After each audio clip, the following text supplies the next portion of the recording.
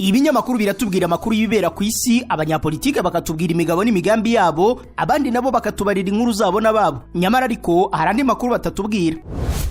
Ayo makuru na ya kampani Rubavu Buy and Sell Limited. Ngiyi kampani yizewe mu kugura no kugurisha ibibanza n'inzu mu buryo bwihuse. Ikorera mu burengerazuba bw'u Rwanda, by'umwihariko mu mujyi wa Rubavu ndetse no mu karere ka Musanze. Uretse kugura no kugurisha inzu, inabafasha kugura ibibanza no kubigurisha, ikanabafasha kubona apartment zo kubamo by'igihe gito cyangwa kirambye, ikanabafasha kuzamamaza. Ku bindi bisobanuro waduhamagara kuri 0782 42 43 82 cyangwa ukatwandikira ku mbuga nkoranyambaga zacu, hose twitwa Rubavu Real Estate. Rubavu Buy and Sell Limited, your trusted real estate partner.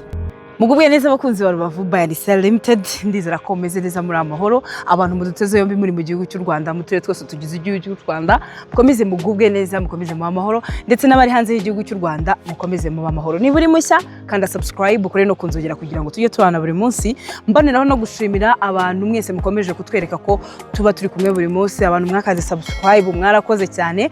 Nawe turakora subscribe uyikore kugira ngo tujye tubana buri munsi. Murakaza neza nanone. Ni Josiane guturuka muri Rubavu Buy and Sell Limited.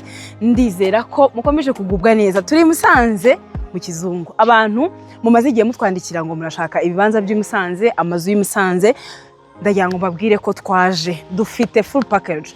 Dufite amazu, dufite ibibanza, mutwandikire muduhamagare kuri iyo nimero ubona kuri ekra yawe. Ushobora no kudusanga ahantu dukorera, nkunda kubivuga, dukorera mu mujyi wa Rubavu mu nyubako izwi nka Etaje kwa Habibu, dukorera muri floor ya mbere, ni nyubako yubatse iruhande rw'isoko.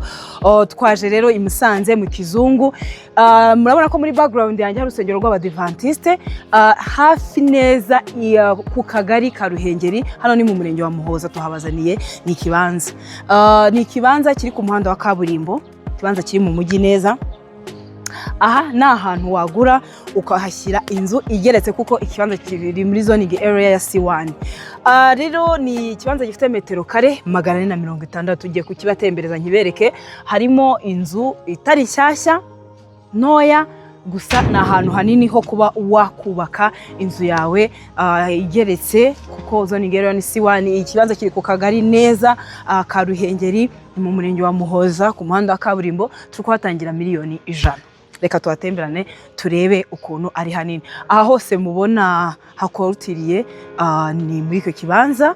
Turakomeza tugendane mbereka everything here, ndetse mbereka n'ukuntu ikibanza ari kinini. Aha house n'ahandi aho mubona kuri ekra yanyu naho iki kibanza niho kiri. So reka dukomezanye mbereke n'iyo nzu itari nshyashya nababwiraga.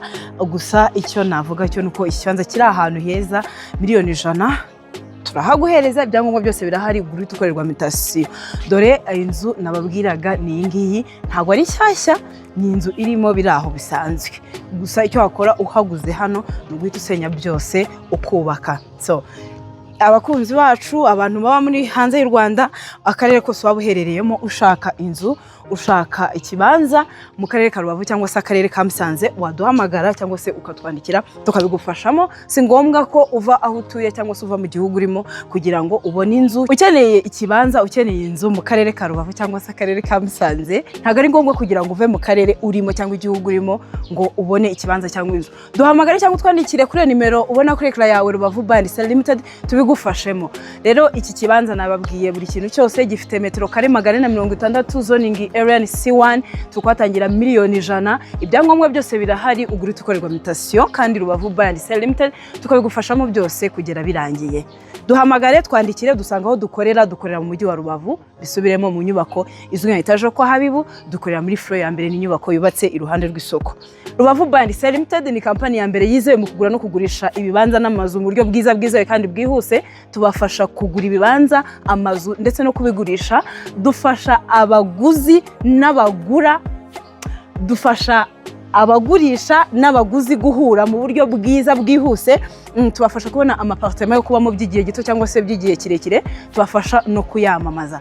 Dukorera mu ntara y'Iburengerazuba, cyane cyane mu karere ka Rubavu, ko nayo office yacu iri. Twongera gukorera mu karere ka Musanze kari mu ntara y'Amajyaruguru. Muduhamagare, mutwandikire, tubafashe kubona ibibanza byiza biri ahantu heza, biri mu mujyi. Tubafashe kubona amazu yo kubamo, yo guturamo. Tubafashe kubona amapartement yo kubamo.